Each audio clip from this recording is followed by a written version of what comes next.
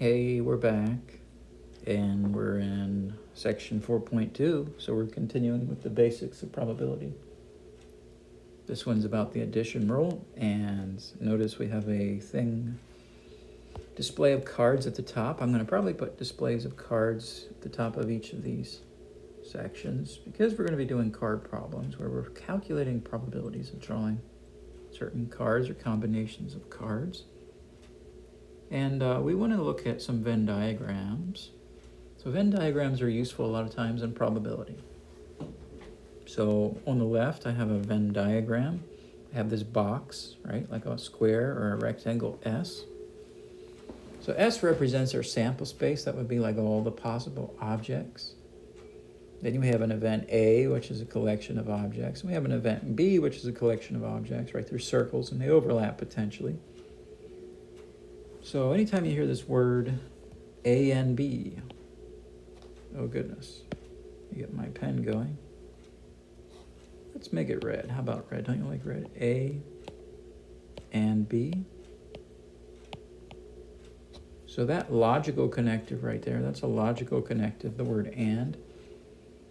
So when we say A and B, we mean what objects are inside of A and inside of B both at the same time. So it would be right here. That's what I mean by A and B. That's what mathematicians would mean by A and B.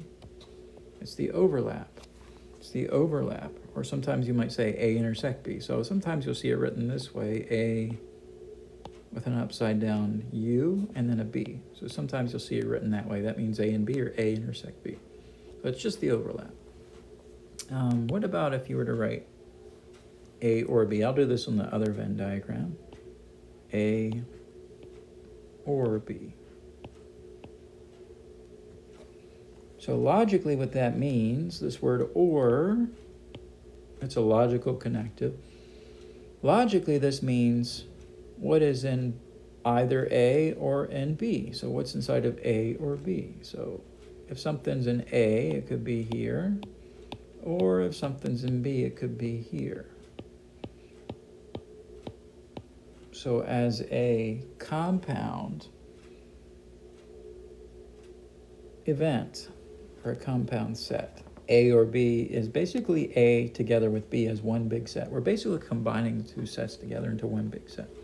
So that's called A or B, or sometimes you hear it called A union B. A union B, and sometimes you'll see it written this way, A with an upright U, it looks like an uppercase U and a B. That's called A union B or A or B. Probably I'll just use the word or for that. And you just need to be familiar with what we're talking about. When we say A and B, we mean the overlap. And when we say A or B, we mean those two sets put together into one big set, basically. Okay. So what we want to do what's called the addition rule today. The addition rule for probability.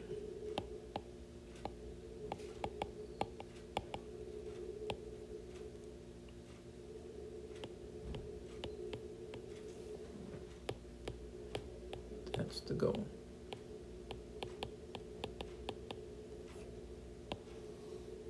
So let's suppose A and B are events.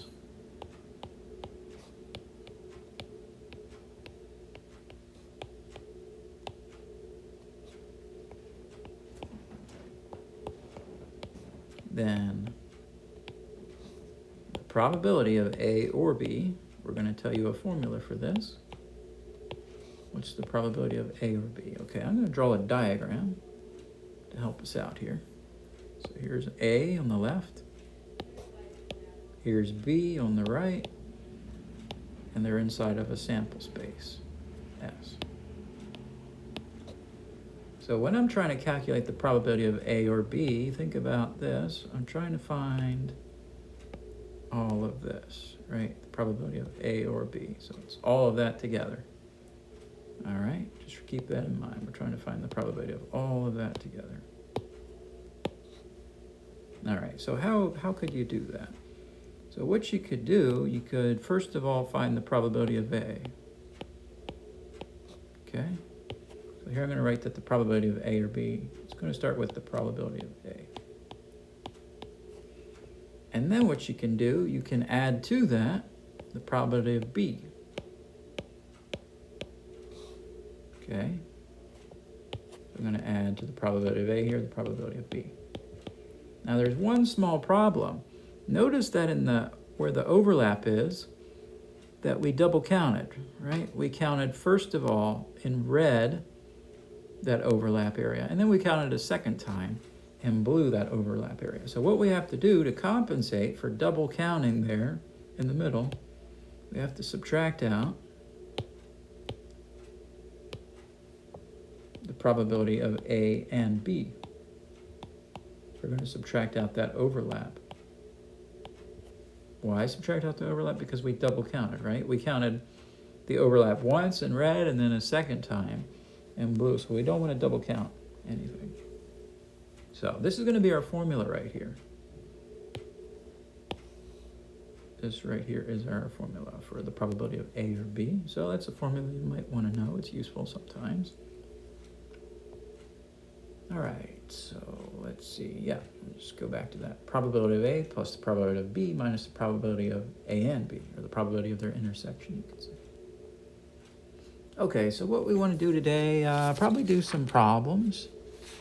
What do you think? Shall we do some problems? Some exercises. So we want to do some probability problems.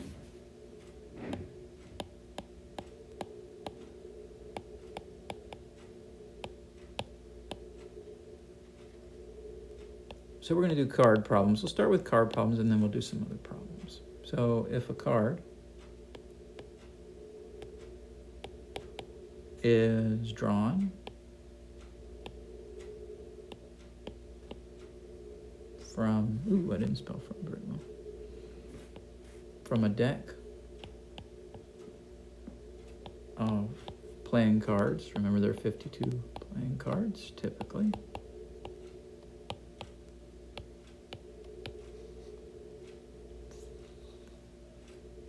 Find the probability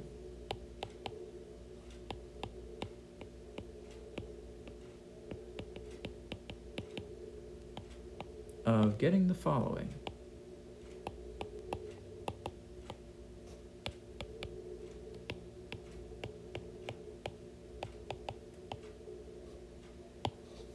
Number one, what do we got? A king or a black card? A king or a black card. So what's the probability of getting a king or a black? All right, so I'm going to call K the set or the event containing all the kings. And I'm going to call B, it's going to be the set or the event containing all the black cards.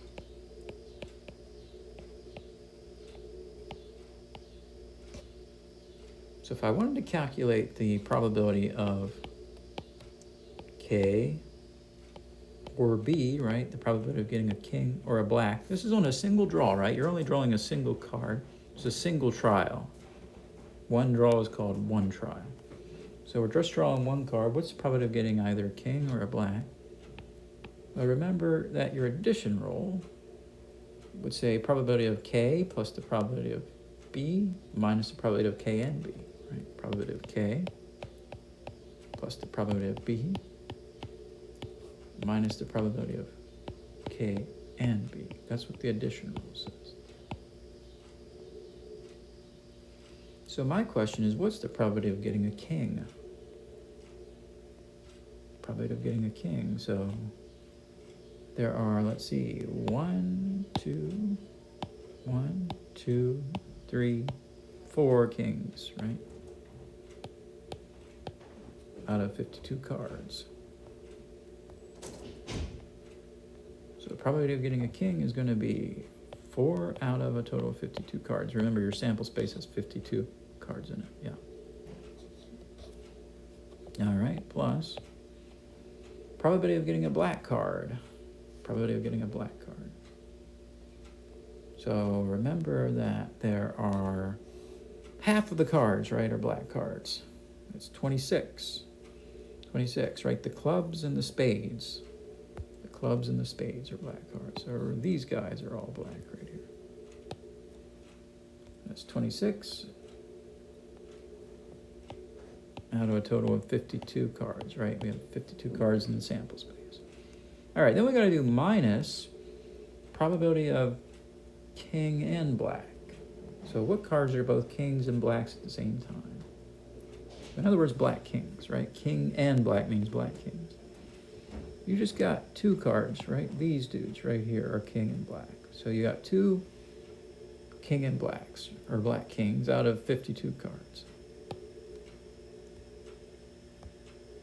So we got 2 out of 52.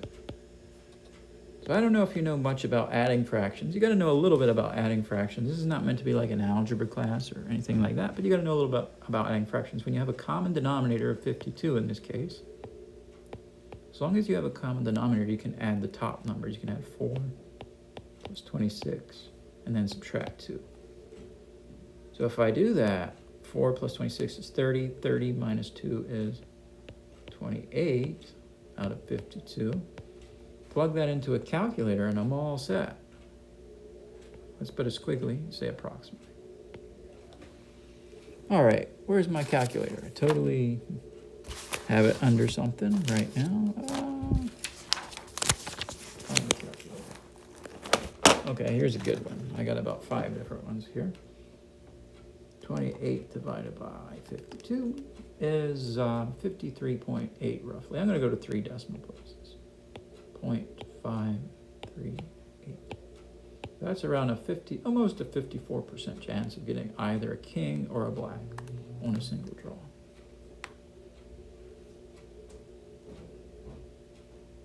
Now that's called using the addition rule. You don't actually have to use the addition rule. Let me show you another way to do this without using the addition rule.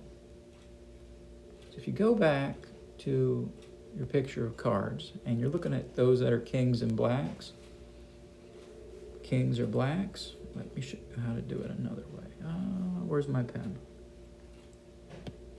Okay, let me get a highlighter. I'm going to highlight in yellow this time. So what I can do, I can count up my kings. Well, I can count up my kings. So these are my kings, and then to that I can add those additional black cards here. So those are all the cards that are either kings or blacks. So the kings together with the blacks is a big set. So if you count those up, you should get exactly 28 cards. 28 cards, and then just put that over a total of 52, right? Because your sample space is 52 total cards. So 28 out of 52. And then just fractionalize that. Or yeah, divide that out, 28 divided by 52. Huh, this is not working.